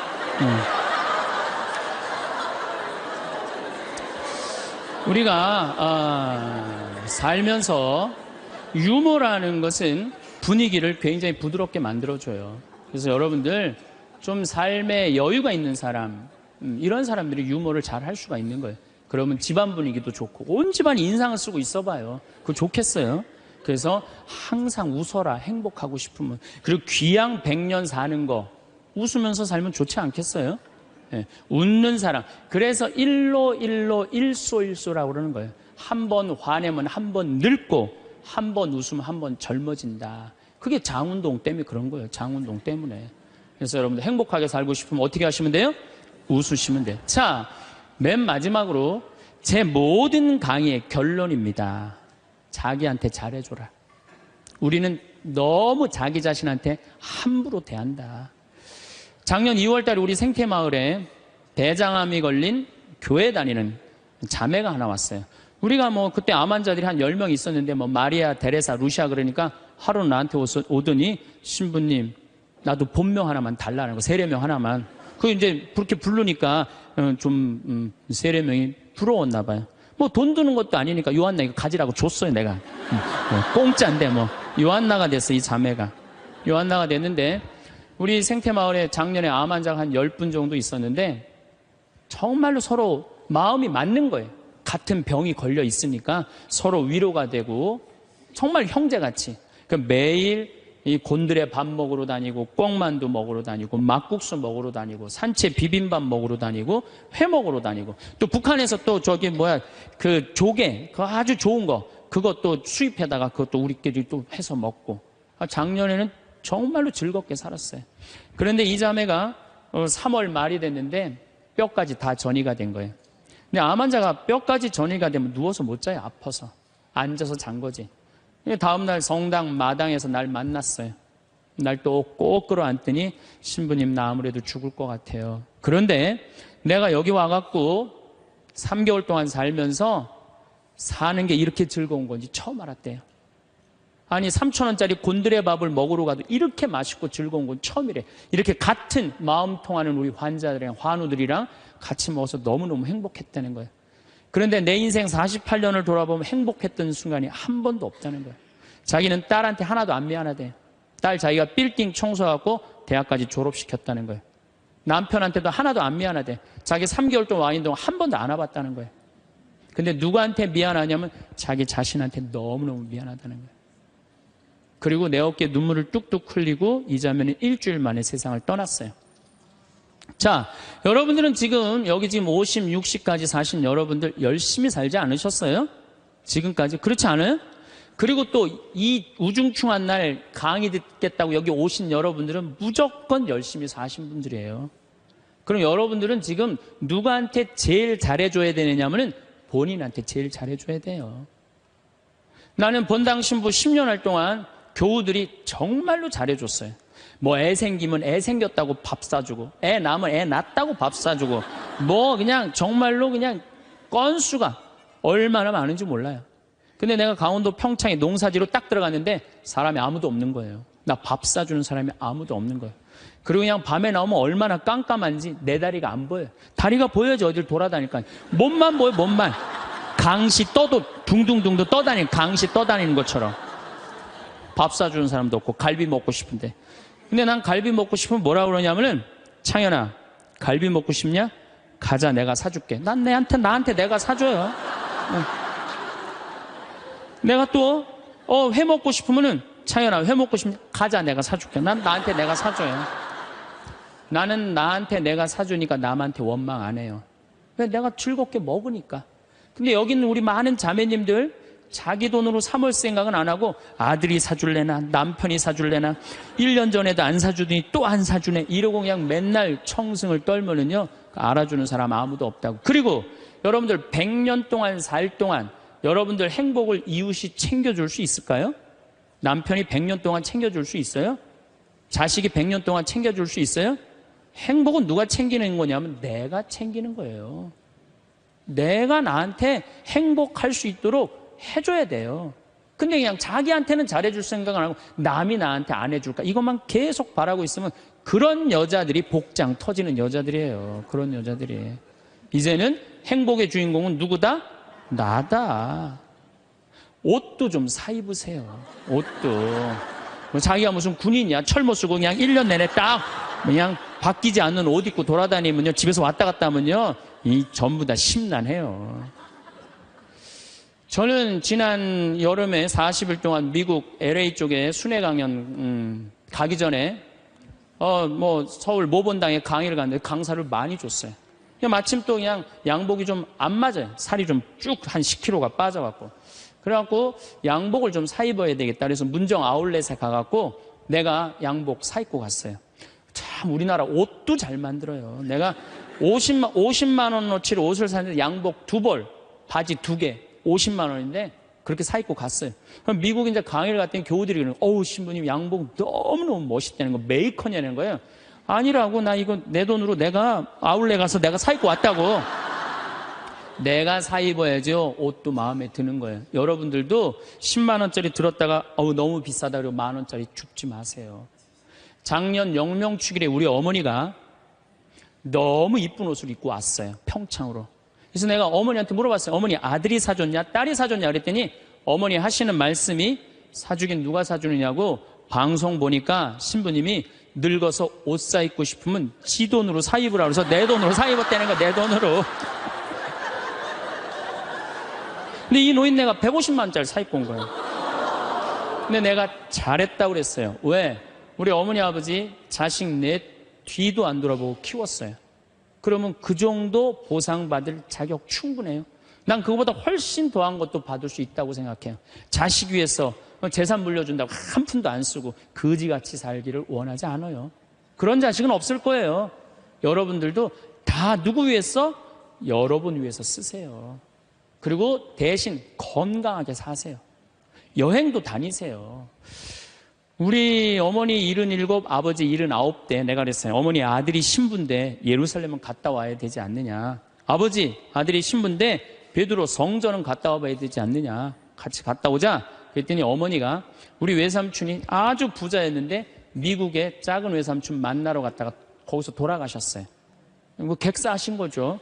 그랬더니 어머니 하시는 말씀이 우리 집은 멀리 가면 객사는 전력이 있어서 안 간다는 거예요. 그래서 내가 그랬어요. 자식들이 티켓 다 끊어놨으니까 갈래면 가고 말래면 말아라. 예. 그랬더니 어머니 아버지가 2달 전에 이제 가보니까 손잡고 산에 올라갔다 내려갔다 하더라고요. 길에서 안 죽으려고 체력 보강한다고. 한 달 전에 가보니까 옷 다 사 입고 준비 끝났어. 성주순례를 갔는데 6시에 나오는데 5시 반에 나오는 거예요. 12일 동안 한 군데도 안 빼고 다 다니시는 거예요. 밥 먹으면서 내 손으로 안 하니까 밥도 너무 맛있다고 그냥 먹는 거예요. 그 토요일 날 저녁에 한국에 들어왔어요. 저녁 가족끼리 식사를 하고 저녁에 이제 헤어지고 다음 날 아침에 성주순례 간 사람들 전화를 하는데 다 비몽사몽이야. 집에 전화했는데 전화를 안 받는 거예요. 핸드폰도 안 받으시고. 난 두 분이 너무 힘들어서 돌아가셨는 줄 알았어요. 근데 2시에 통화가 됐어요. 아버지 왜 전화를 안 받느냐고. 그러니까 아버지가 자식들 전부 다 약수물 떠다 대주시거든요. 그 이제 10일 동안 집을 비웠으니까 그 성지순례 끝나고 아침에 일어나고 약수도로 간 거예요. 어머니는 어디 가니까 파마로 간 거예요. 파마로. 나이 80대도 여행 다니는데 아무 문제 없어요. 여러분들 집 잡혀서 다니세요. 네. 제가 언젠가 행복 강의 때도 말씀드렸지만 요한 바오로 2세 교황님이 돌아가시면서 뭐라고 그랬냐면은 나는 행복합니다. 여러분들도 행복하십시오. 그리고 돌아가셨어요. 이분이 1920년에 태어나셔서 2005년에 돌아가셨어요. 근데 이분이 안 행복할 게 뭐 있어요? 얼굴 잘생겼지, 키 크지, 노래 잘하지, 언어는 11개 언어를 자유자재로 했어요. 그리고 오상 받으신 비오 신부님이 뭐라고 그랬냐면 저분은 교황 될 분이라고. 신부 되자마자 주교되고, 주교되자마자 추기경 되고, 추기경 되자마자 교황 됐어요. 1981년에 교황이 돼서 2005년까지 24년 동안 교황 자리에 있었어요. 근데 이분 그렇게 청승 떨면서 안 살았어요. 하고 싶은 대로 하고 살았어요. 얼마나 하고 싶은 대로 하고 살았느냐면은 시성식을 2000년 동안 교황청에서만 했거든요. 근데 이분은 뭐라고 그랬냐면 나는 나가서 한다. 누가 교황청에서 하라고 누가 정해놨느냐? 그래갖고 84년에 한국에 오셔서 시성식 하신 거예요. 파격적이시죠. 갈릴레오 갈릴레이 둥그렇다니까 그냥 옛날에 교황들이 평평한지 이놈은 뭐가 둥그러냐. 그러니까 이번 교황님이 요한 바오로 2세 교황님이 500년 만에 미안하다. 너 감옥에 가두고 탑에 가둬서 사과했어요. 동방교회 파문한 거 철회했어요. 그랬더니 동방교회 수익권 인정해 줬어요. 그리고 102회에 걸쳐서 136개 나라를 순방한 거예요. 거의 24년 동안 교황청이 있은 적이 없어요. 전 세계 돌아다니냐고. 그래서 그분을 평화의 사도라고 그러는 거예요. 하고 싶은 대로 다 하고 돌아가시면서 나는 행복합니다. 여러분들도 행복하십시오. 그리고 돌아가셨단 말이에요. 여러분들도 이제 그만 자식 위해서 희생하세요. 집 잡혀갖고 먹고 싶은 거, 입고 싶은 거, 여행 다니고 싶은 거 다 다니세요. 다 다니고 한 90살 때 이제 죽을 때쯤 통장에 500만 원 딱 남겨놓고 자식들 불러요. 부르고 이렇게 말하세요. 나는 행복했다. 하고 싶은 대로 다 해서. 니네들도 행복해라. 그리고 돌아가셔야 돼요. 제일 내가 가슴 아픈 분들이 어떤 분들이냐면은 한 60살쯤 암이 걸려갖고 인생 돌아보니까 고생만 했단 말이야. 죽을 때 울면서 딸 불러서 엄마처럼 살지 말아라. 그리고 죽는 사람이 제일 가슴 아파요. 여러분들 죽을 때 이렇게 말씀하고 돌아가셔야 돼요. 엄마처럼 살다가 행복하게 살다가 너희들도 마지막 날에 하늘나라에서 다시 만나자. 아버지처럼 행복하게 살다가 어떻게? 마지막에 하늘나라에서 우리 다시 만나자. 그리고 돌아가셔야 돼요. 내가 내 마음 안에 슬픔, 괴로움, 고통, 불행이 꽉 차 있어. 그러면 내가 이웃한테 뭘 나눠줄 것 같아요? 슬픔, 짜증, 원망 이것만 나눠주게 돼 있어요. 근데 내 안에 기쁨이 흘러 넘쳐. 그냥 평화가 너무 흘러 넘쳐. 감사가 흘러 넘쳐. 행복이 흘러 넘쳐. 그런 분들은 이웃한테 뭘 줄 것 같아요? 기쁨, 평화, 그 다음에 구원까지 줄 수 있어요. 그래서 여러분들 돌아가시는 날, 하느님한테 돌아가시는 날, 하느님 정말로 이 세상에 와서 정말 감사합니다. 이렇게 당신 믿고 살아와서 나는 이 세상을 너무너무 행복하게 살았습니다. 그리고 돌아가실 때 꼴까닥 돌아가시라 이거예요. 그래서 여러분들 절대 돌아가시면서 엄마처럼 살지 말아라. 그리고 돌아가시지 말고 엄마처럼 살아라. 그리고 돌아가시고 행복하게 사시다가 가시기를 바라겠습니다. 황창연 신부님 명강에 잘 보셨나요? 황창연 신부님께서 전해주신 요한 바오로 2세 교황님, 나는 행복했습니다. 그러니 여러분도 행복하십시오. 도 좋지만 맨 마지막 말씀 중 엄마처럼 살아라. 나처럼 행복하게 살다가 하늘에서 보자란 말에 정말 뭉클했어요. 우리도 행복하게 남은 시간을 보내보아요. 행복하기 위한 습관 10가지 공유드려요. 행복하기 위한 습관은 각자의 삶에 긍정적인 변화를 가져올 수 있는 중요한 요소입니다. 행복을 증진시키기 위한 습관. 감사하는 마음 가지기 매일 감사할 것들을 적어보는 습관을 들이세요. 작은 것부터 큰 것까지 감사할 이유를 찾는 것은 행복감을 높이는 데 큰 도움이 됩니다. 운동하기 규칙적인 신체 활동은 엔도르핀 분비를 촉진시켜 기분을 좋게 하고 스트레스를 줄이는 데 효과적입니다. 긍정적인 생각 키우기. 긍정적인 면을 보려고 노력하고 부정적인 생각을 긍정적으로 전환하는 습관을 들이세요. 건강한 식습관 유지하기 균형 잡힌 식단은 신체적, 정신적 건강을 모두 개선하는 데 중요합니다. 명상이나 요가 실천하기 명상이나 요가는 마음을 평온하게 하고 스트레스를 감소시키는 데 도움이 됩니다. 좋은 인간관계 유지하기 가족과 친구들과의 관계를 중요시하고 정기적으로 소통하는 것은 큰 행복감을 줍니다. 자신에게 친절하게 자신을 비판하는 대신 스스로를 격려하고 인정하는 태도를 가지세요. 목표 설정 및 달성하기 작은 목표부터 큰 목표까지 설정하고 달성해 나가는 과정에서 성취감을 느낄 수 있습니다. 도움을 주고받기 다른 사람을 도와주는 행위는 큰 만족감을 줄 수 있습니다. 또한 필요할 때 도움을 받는 것도 중요합니다. 자연과 함께하기 자연 속에서 시간을 보내는 것은 스트레스를 줄이고 마음의 평안을 찾는 데 도움이 됩니다. 이러한 습관들은 일상에 긍정적인 변화를 가져다 주고 행복한 삶을 사는 데 기여할 수 있습니다. 작은 변화부터 시작하여 점차 생활에 적용해가며 행복한 일상을 만들어 가세요. 오늘도 평온하시길. 구독과 좋아요는 영상 제작하는 데 큰 힘이 됩니다. 감사합니다.